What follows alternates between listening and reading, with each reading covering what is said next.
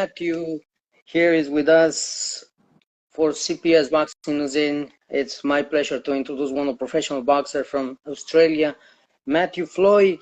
Hey, I would say good morning. How's everything there with you? Good, brother.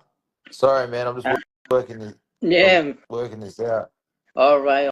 All right. No, hey, listen, it's an honor to have you in my podcast and this interview, and you let me know when you be ready, because I know I'm pretty sure sometimes as I mentioned, and I read it something on social media, you were now really into social media, but now this is the era where it can connect us like from one place to another, and it's a privilege to have you over here, Matt.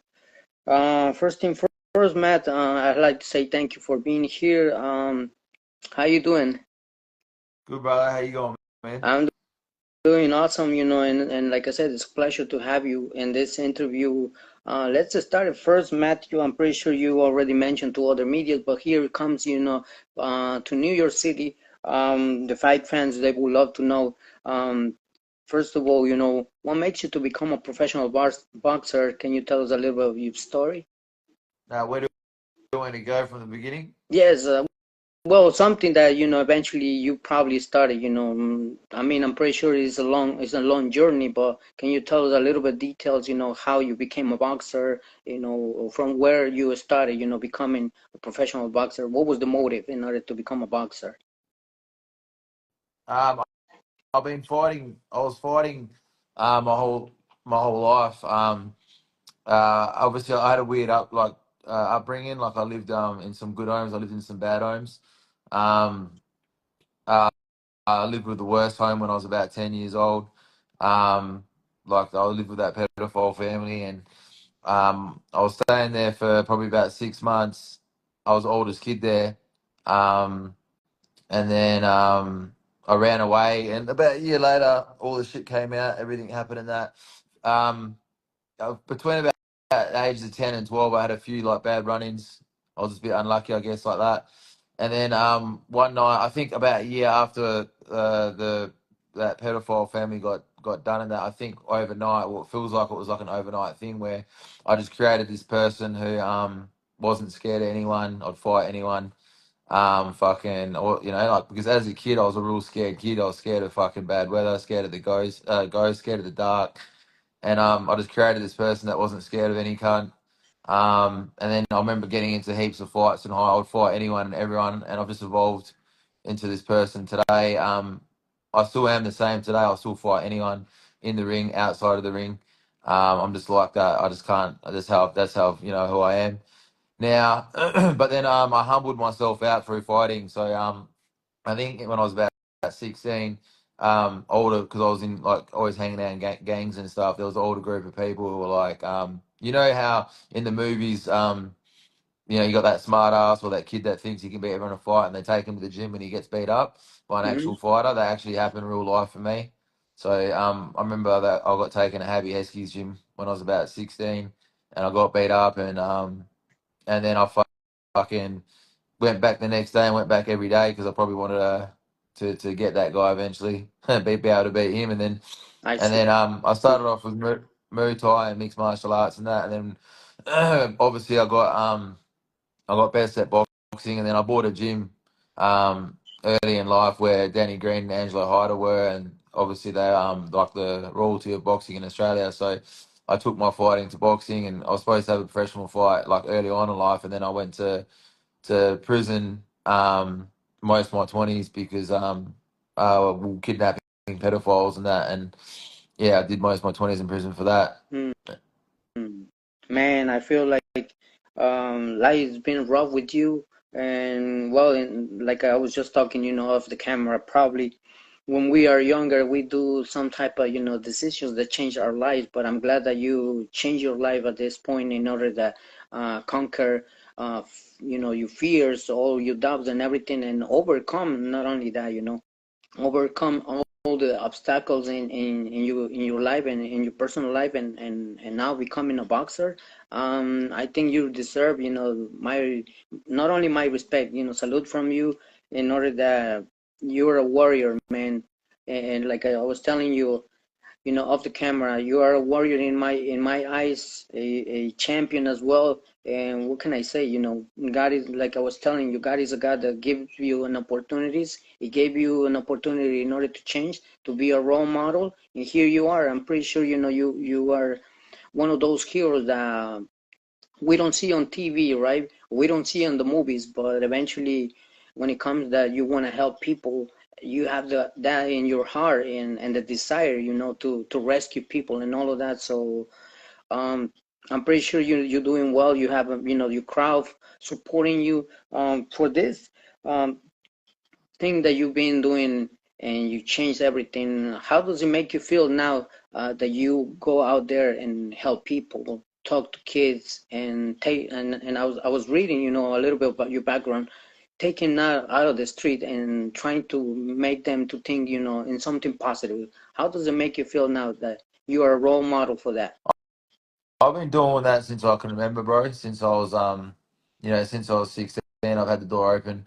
Now, doing it, it's a roller coaster ride, man. It's like, say you take, you have people that, you turn their lives around. Say, like I always say with adults, um, it's real hard. Like once an adult goes down that road, like that road in prison and criminal, whatever, there's a 1% chance they're going to turn around. And with teenagers like myself, it was like it's a 50-50 chance. But so you might try and help all these people, and if that they end up doing the wrong thing, when I was saying bad happens, obviously you feel it's real low, But then when you have a success story, like you have a few success stories, you feel on top of the world.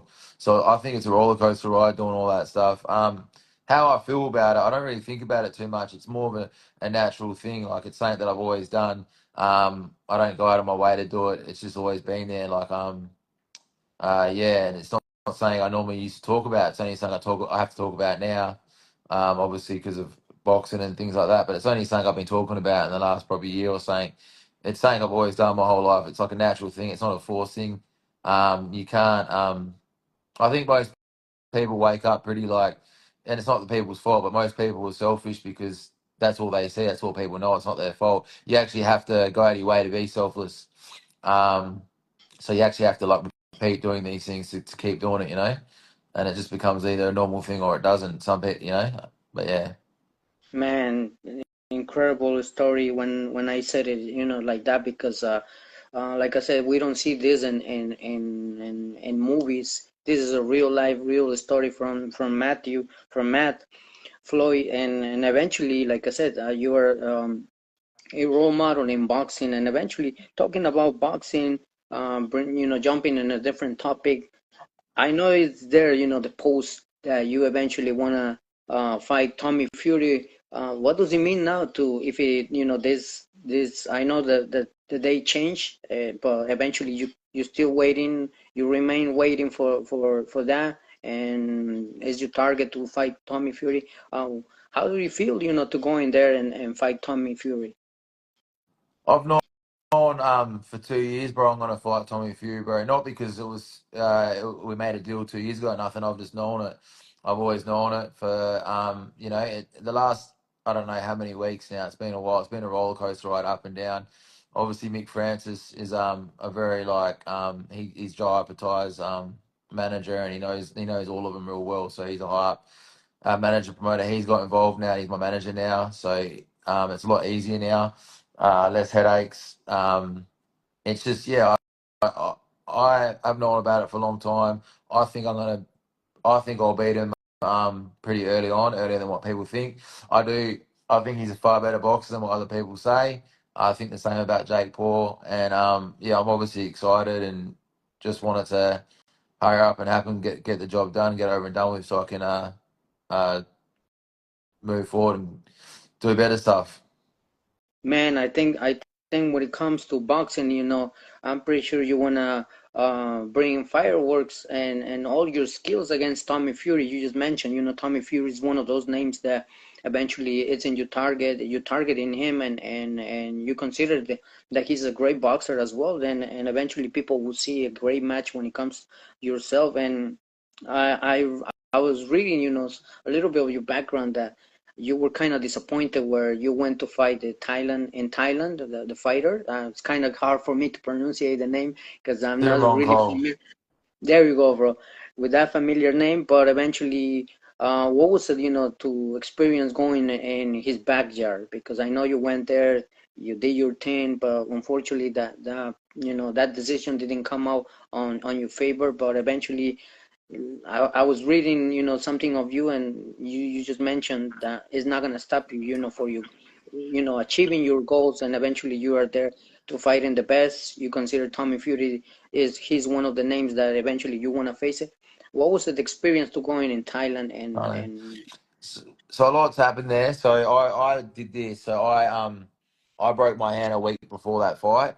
well, Yeah, I broke my hand, and everyone told me not to fight. I was in Thailand in his backyard. Simron Cole is considered the Asia's greatest fighter of all time. He was WBC champion twice. He's a bit older, obviously, but he's still considered one of the best boxers of all time. Um, and I broke my hand, and I told everyone, I don't. It doesn't matter. I can still. I'll just outbox him over 12 rounds. Simron Cole's had 500 fights, and he's never been dropped in his career, sparring nothing. He's just got one of them heads. I've got one of them heads too, um, and I just knew I'd outbox him every round, which is what I did. There was a lot of things that happened in Thailand. Like there was meant to be three different judges, Australian, American, and a Thai. But there was three Thai judges. I had to agree to him. This was for a world title, by the way, and I had to agree to him being 83 kilos when it was a 79 kilo fight. Heaps of fucked up shit, but I just did it anyway. I beat him. I beat him every round. That they gave him the win. Obviously, it was clear, like it was a clear corrupt fight. But as usual, I put myself in these situations, but they're just more hurdles that I overcome. I reviewed the fight. They've actually turned the hmm fight into a no contest. So on my record, it says I'm 15-1. I am 15-0 now. We're just waiting for BoxRec to change it. I rematched him in Turkey a few weeks ago, and then I demolished him over 12 rounds again, and this time I got the win. So I fixed it all. It was a hurdle. Like everyone told me not to fight. Uh, Thailand's greatest fighter of all time in Thailand. He's very famous over there. I fought him at Lumpini Stadium, which is a historical stadium, and in front of thousands of his supporters. And I did it all because I like to overcome adversity, and I like to overcome things. Like if someone tells me I can't do something, I'm going to do it 100 times more than, which is what I did. And I had to overcome it because I won and all the bullshit happened. But it's just the story of my life, man. Like nothing I get is without hurdles, man. Even this Tommy Fury fight, I'm sure there's going to be 10,000 hurdles. It's just the way it is for me. And if there's no hurdles, there's something wrong, you know. hey, when it comes to support, I'm pretty sure Tommy Fury has his crowd, but eventually that doesn't It's better for in me, terms man. of The more people yelling at me and going against me, the more I'm going to thrive. you. If I fought in a crowd for 50,000 people cheering for me, I probably it might do the reverse effect or something. But yeah, if there's 50,000 people yelling and screaming, telling me I'm going to lose, it's fucking far better for me. I'll thrive. I'll thrive under that.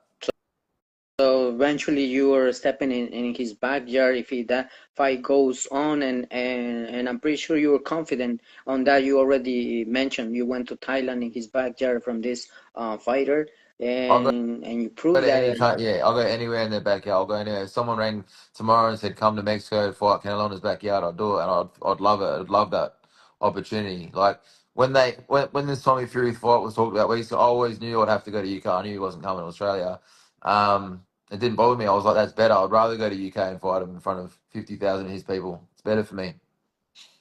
Wow, that's amazing. I think that, I can guarantee that it brings, more confidence for you and more fuel in order to bring the best of you and show the world that you are, a boxer with so many skills that you want to, prove. And as we were mentioning off the camera, but now we say it inside the interview, um, that we're going with one of the names that eventually everyone is targeting from every division wants to go up or down, or they want him to go up. I'm talking about Canelo Alvarez. I know tomorrow it's gonna be David Benavides, David Morrell, but first thing first, and we don't want to lose that, of course, and we're gonna tune, who wins on this match. Well, let's talk about a little bit of Canelo Alvarez. What's your thoughts on him as a boxer? And can you talk about a little bit of him? What's your thoughts on it? I'm a big fan of Canelo, man. He's my favorite boxer today. I think he's the best boxer today. We know he's got a couple losses. I think one was to Floyd Mayweather very early on in his career, and the one that he lost, I think was it fucking was it Bivol? I mean he was too big for him, bro. I mean Canelo's only tiny, and he went up heaps of weights to fight him. So I think his IQ and his boxing is the best of today. Simply because I don't think he's been given like pure like full natural ability like other people have been given. I think he has had to work real hard. Like he doesn't look like in school he would have been the fastest runner in the world or anything. Um, so other people get given natural ability. You got like Tyson Fury, 6 foot fucking 10.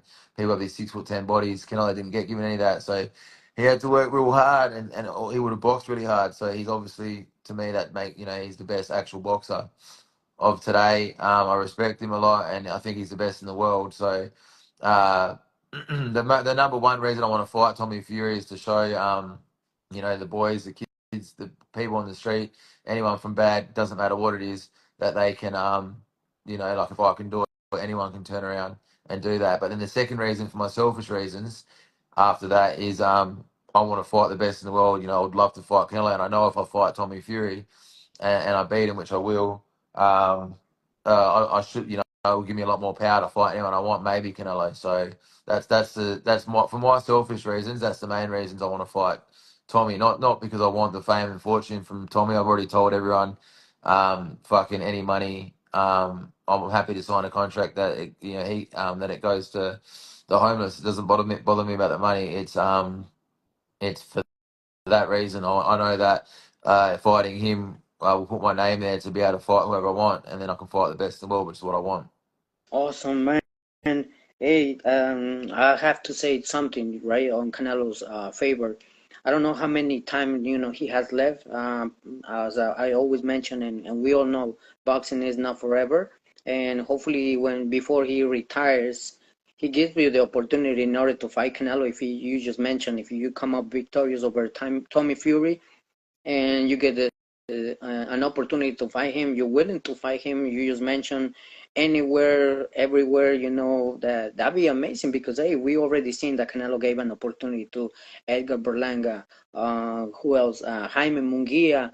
That eventually, some of the names, younger fighters and eventually good fighters, they want to face the best. As you mentioned, you are young, you feel like you have the power, you feel that you have the skills and confident more than that in order to face one of the best boxers that you also consider um, he's one of your favorite boxers. And hopefully that fight happens, because like I said, I don't know how much time Canelo has left in order that he continues, in boxing. So we don't know that yet.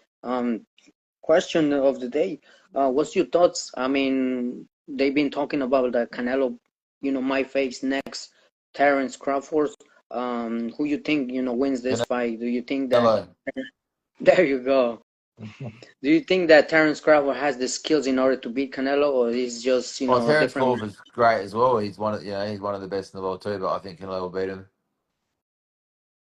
Do you agree with me, or maybe Don, that there are, weight classes for a reason in order that, eventually, I feel like, not disrespecting Terence Crawford. Terence Crawford is a great fighter, unified champion as well. But also, let me tell you, Terence Crawford, is not that he belong on 168. He might reach, 168, but the question is, does he got the power there? Does he got the power to knock him out, Canelo?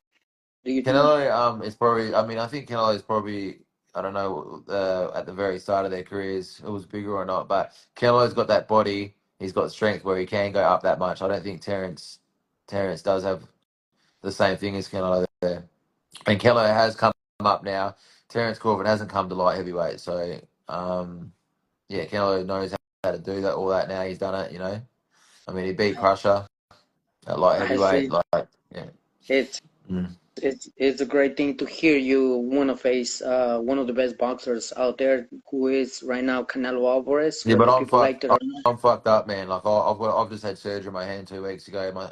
My hand won't be fully better in 4 weeks. But say they said you're fighting Hello tonight, I would do it. You know, I'm the sort of bloke, broken leg, doesn't matter. I'll go fight him. So that's just how I am, you know. And I truly believe in my heart and my head that I'll beat him. Um, I think I'll beat anyone they put in front of me. So, and I've been Hey, like that for, you know, for a long uh, time. hey, hey, I'm hoping, like I said, and I wish you nothing but the best in order that you can have the opportunity that Canelo, is just waiting. It's like intriguing part of his career, because there's a question mark when it comes to Canelo, because we don't know who's gonna face, we don't know who's gonna pick. As he mentioned before, he's the A side, and eventually he does what he does in order to pick, who's gonna face next. So hopefully, like I said, he don't retire soon, and you'll Well, be able to. maybe when I beat Tommy Fury, he'll fight me. He'll give me that opportunity, maybe. That But he doesn't respect the Jake Pauls and Furies in that boxing, so he might not care too much for me beating Tommy Fury. But we'll see what happens when it happens. Interesting that in order to see, your skills, performance, and everything, that I bet you got what it takes in order to face Canelo. I said it, in other interviews, I never thought that Edgar Berlanga would last against Canelo, but he did great to me. I mean, he really impressed me with those skills. So we never know, this is boxing, anything can happen, and I always said it, when it comes to boxing, before the fight, nothing is written. After the fight, is happening. So I'm pretty sure you have what it takes. Um, question. I saw in your social media page. I think, if I'm not mistaken, today is the day, right? It's going the giveaway. Those are still people, First of March, first of Oh, my March. bad. So My bad. Is first of March. I'm sorry, that's but okay. I saw that. What's the for the fight fans? What do they need to do in order to participate for this Uh, giveaway that you're doing? I've got other people that help me with my social media. I'm no good at it. So they've done it for me. I can't remember. They just got to. It's just everything to do with Tommy Fury fight. Obviously, the Tommy Fury fight's huge in UK. Like, I've had fucking hundreds of UK reporters. I've already spoken to fucking probably 20 of them. But not one person in Australia has contacted me. I don't know if it's because Australia don't back their boxers or because of my history, but Australia just don't want to talk anything good about an ex-crim. Whatever reason, I've had no support whatsoever from Australia. Obviously, I'm huge in UK already, just from in the last 48 hours. So we're trying to boost up, get Australian support as much, ourselves, which is fucked up. But Mm, so we've had people from our team uh, give us ideas to do a few giveaways. There's going to be a few more. That's one of them. What it is all it is they've just got to tag Tommy Fury stuff, share Tommy Fury stuff, anything to do with it. We're just trying to build support from Australia. That's all that's about, man. And we've got a few other things, a few other ideas from the promoters that are doing it. Um, my manager, Mick Francis, he's Jai Apatai's fighter, as I said earlier. He's the best fighter in the world for cruiserweights. He's one of the biggest names in the world today for boxing, but not one person in Australia talks about him or backs him.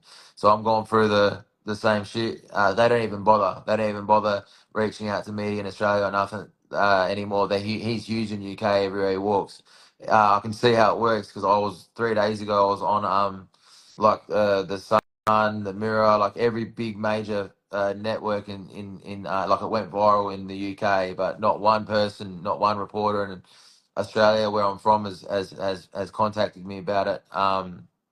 It's just yeah, if there was a bad story about me, they'd be fucking all over me. mm, Like 6 o'clock mm, news, this that. It's horrible, but they don't want to say anything good about you. Like, but that's just how it is, man. Over here, you just got Australia's a funny country too. Like they will back they don't they'll back you once you win once I win this fight against Tommy Fury, they'll probably be backing me, but they're just weird. Like they don't like backing people too much.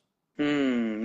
Man, that's sad to hear from Australia, and I'm not trying to be disrespectful with the country, but eventually, you just mentioned, if you just made an example, a great example, right? And I always, before, I mean, after what I'm gonna say. Um, Before all of that, let's say sometimes we judge a book by the cover, but not what but the other things that the person does. Like an example you just made it. In your early age you committed something wrong and everything like that, but now you are a different person. As I was mentioning in the beginning, God gave you the chance in order to change your life. You did it. Now you are a role model, and it's sad to hear that media probably from Australia, and once again, I'm not trying to be disrespectful with the medias. They don't look for you, but hey, when it comes to New York City and other medias, we're here to support, boxers. And like I said, in the beginning, my respect goes out there for you because you change your life. You being a role model. You're doing things that probably no one would do it. You have the courage in order to change and of course help the youth, take them out of the street, teaching what you do in the sport of boxing, and that's knowledge. And congratulations on that. And let me tell you, I think for that it's an amazing to see a person when it comes to change. So I'm kind of I'm kind of disappointed, for the media in Australia. But as you just mentioned, if you would have committed something wrong, there you go. You would have maybe I don't know how many Yeah, medias. if I go pissed on a wall in public or something, fucking, it'll be all over the news, and I'll probably go to jail 8 years or some shit. But that's just how it is with me, man. It's how it is with, Mick Francis. He told me not to bother. He goes, bro, don't even bother. So my team, we've tried it. We're going to try to do a couple of things to try and get Australia behind it. Even Perth, where I'm from, but yeah, we'll see what happens, man. I'm not too worried anyway. Like. Or the fight's what's more important anyway. Hey man, I totally agree with your thoughts and with your message. And when it comes to me, as I was mentioning before, I don't discriminate no one. And when it comes to myself, I support every boxer from every part of the world. Different culture, different races. It doesn't matter when it comes to boxing. I think this is a huge let's say society where it comes and everyone knows everyone. So it's amazing if you one day you come to New York City, and perform over here. Is in your thoughts or in your plans, or is your goal one day to come and perform in the US, maybe New York City, maybe California, or maybe Las Vegas? Absolutely, brother. I'd love to come to America, and fight anywhere in America. Vegas, of course, definitely. But yeah, I'd fight there. I've been actually offered to go there a couple of times. It just haven't been the right time. But I mean, after this fight in UK, I'm sure I'll be coming to America. I'll go wherever. So, Hey, like I said, I'm happy to fight the best in America in his own backyard. I'll thrive off it. So if it's there, I'll do that it. that be that'd be so cool, one day to see you coming over here in the US performing and in a crowd, whether it's Vegas, whether it's California, whether it's Houston, Texas, whether it's New York City. I'm pretty sure, you're gonna see many fans over here keep an eye on you. And as you mentioned, your first target is TommyFury. I wish you nothing but the best in order, to face him, come up victorious. And look, before I wrap it up with this interview, I don't want to leave that in order to ask this question. What's your thoughts on women's boxing? Now, women's boxing is huge, is moving forward. Can you talk about a little bit on that? Yeah, I think good on him, man. It's great, bro. Anything, if people do well, man, no matter whether they're females or males or whatever, I'm always happy for people. I want it all to do well. I'm always supportive of anyone doing well, bro. And I think it's great in Australia. I think it's quite big at the moment, actually. They're supporting, which is good. We've got a few actual female boxers that are doing really well, that are world champions and that over here. Um, so yeah, I think it's good. I think it's getting bigger in America. I think Jake Paul's probably done a lot there too with Serrano and that. He's helped a lot, hasn't he, with it all? So yeah, it's good. Yeah, huge shout out to Jake Paul. You just mentioned he's in the corner of Amanda Serrano and Katie Taylor and so many boxers out there. The list is super I, big. I I think was I actually think the female boxers in our country are big, have the biggest following. So yeah, I'm pretty sure we've got a few female boxers that are got more of a following than our, than Jai, who's Australia's, best boxer at the moment. Maybe him or what's Cambosis as well. I think the girls have bigger following than both of them. So Hey, Shernika is one of the boxers from Australia, and I'm pretty sure one yeah, day, that's what I was talking um, about. She's got bigger following than anyone. So hey, yeah, and I'm I pretty sure couldn't think of her name until you said it. Then that's the one I was thinking of. Yeah. yeah, I'm pretty sure she will come maybe one day over here in New York City, and we're gonna be happy to having boxers like her and like yourself, and you just mentioned George Camboso, another great fighter who defeated Teofimo Lopez, and eventually so many great fighters that eventually Well, he beat like I him in his said. own backyard, didn't he? And same thing with him. Same thing with him here, man. He doesn't get enough. When he beat him, he came back and he doesn't get enough help from the media and that. The boxers don't get any back. And I thought I might have had a bit of a chance because of my. No one's got a story like mine, man. Like uh, you got Bernard Hopkins is probably the only one who come out of prison and did what he's done and things like that. He became a world champion at 48. But he's the only other story. I don't know full too much about that. I just know he was in prison, but I don't think anyone else has a story like mine. So I thought maybe, the media might fucking give us a chance, but they just fucking, yeah, they just want to talk about me. They probably want to watch me, hopefully catch me kissing, like I said, like pissing on a wall, jaywalking or something, crossing the road, Mm, that, crossing the road when the light's red or something. That's what they want from me. They put that all over the news. that's kind of sad, like I said, and you just mentioned, right? But If it's you not would just have for do me. something. Same, like I said, same with Cambosis and Jai.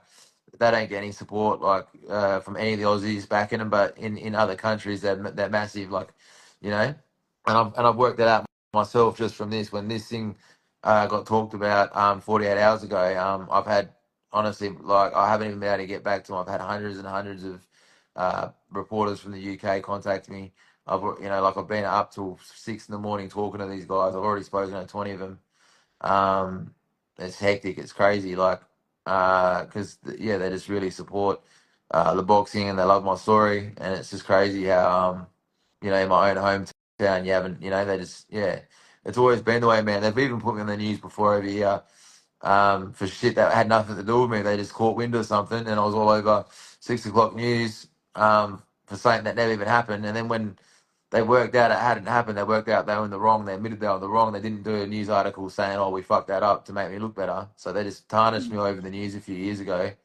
It wasn't even had nothing to do with me. And once they we knew they were wrong, they don't do a news article saying, "Oh fuck, we got that wrong," or an apology or nothing. They just everyone that looks you up now just sees that now. So it's just pretty shit. Man, it's kind of disappointed because at the end of the day, um, whether comes people with an apology and everything like that, the damage is already there. But in the meantime, I would say you are one of the role models that eventually people might don't give you a chance, but hey, you got one supporter over here in the state of New York City when it comes to change, and like I said, I would love to see more of you, more coming of greatness, and of course, stay tuned in what you do. And like I said, you just mentioned a name, Bernard Hopkins. Also, he was incarcerated. He did time in prison. Look at him when he came out. He started joining the sport of boxing. He became a world champion, and look who he is right now, working along with Oscar De La Hoya. Mm. Golden Boy Promotions, and look, he's bringing many fighters and all these kind of things, in boxing. So you are one of the examples in order that you want to show the world that even though you did something wrong in the past, but hey, that doesn't define you because the present and where you're gonna start it now, showing to the world, that's gonna be an amazing thing, and I'm pretty sure the world is gonna keep an eye on you. So I encourage you always to do the right thing, and I know you are doing the right thing in order to, helping everyone out there. And Matt, I mean, before we wrap it up with this interview, is there any message that you would like to send the fight fans and everyone that will tune in this interview, and of course watching our live video? Um, just yeah, keep an eye out, watch out for this TommyFury thing. I think I'm gonna beat him early. I've been saying that the whole time. I thought that for a long time. Everyone asked me, so I think beat him pretty earlier than what people think. I don't know what the fight is yet, if it's 8 or 10 rounds or what, or fucking hopefully 12 for me, but I doubt he'll do that. But yeah, I think the fight's gonna finish early on, man. Also, That's what. yeah, TommyFury, fucking commit, man. Fucking make sure you show up. He backed out of his last 3 fights, I think, or something. He needs to fight real fight. He needs to fight real boxer. I'm that person. He can't fight another YouTuber or back out of this fight. He needs his fight. He's not going to admit he needs his fight, but he needs his fight as much as I do. He needs to take it. And if he does back out, we've already got backup plans. I'm definitely going to be fighting in the UK against someone. So I'm all good, but he should fucking take this and not let it get to that. There we go. I mean, that's gonna be awesome to hear, and it's awesome to hear, that you said that you don't want to leave this decision to the judges, because once again you're going in his backyard and you It just won't want get to that do far, your, man. It definitely won't get that far. No, you I've want got to my do. right hand. I've got my right hand back now, and yeah, he will probably think the same thing. That's great. Hopefully, he does. Hey man, I was forgetting that, my respect also goes out there for you, because you just mentioned and you show us that eventually you fall like that, and now you show us that you got like a surgery in your hand, that eventually you're recovering yourself little by little, and you're ready for the big challenge. So there you go. I mean, when it comes to my behalf, I promise you that it's not gonna be, the last interview, whether, with all due respect to you, whether you win or lose, or whether, you become victorious on that. I'm gonna reach out for you, so the fight fans will know a little bit more of you when it comes to more details of your fight. And of course, for all the fight fans, tune in his page, follow what he just mentioned in his social media, in order to win, this giveaway that Matt Floyd is giving. So I like to say thank you, and for my behalf, Matt, thank you for everything. Until the next interview, wish you nothing but the best. Thank you, my brother. Thank you, man. Thanks for having me. Thank you. God bless you, man. God